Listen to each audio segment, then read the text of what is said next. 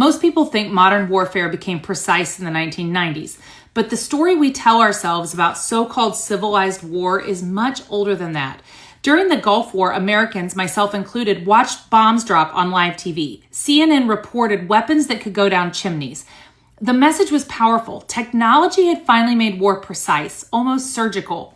And with that precision came a comforting belief that modern war could stay inside moral boundaries, that civilians would finally be safer, that the battlefield would stay away from places where ordinary life happens, homes and schools and churches and hospitals.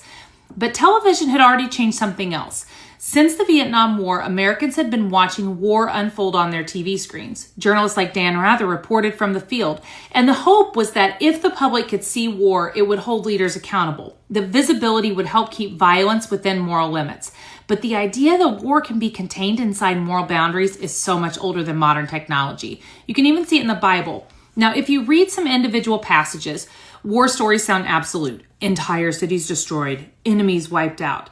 But when you step back and read the narrative as a whole, something different appears. You see people over the centuries wrestling with violence, trying to understand how war fits with faith, trying to figure out where our limits should be. Because the question underneath those stories is the same ones that humans have always asked.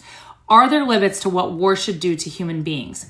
Let's fast forward to the American Revolution. Waxhaws Massacre. Stories spread that British cavalry continued attacking even after American soldiers tried to surrender.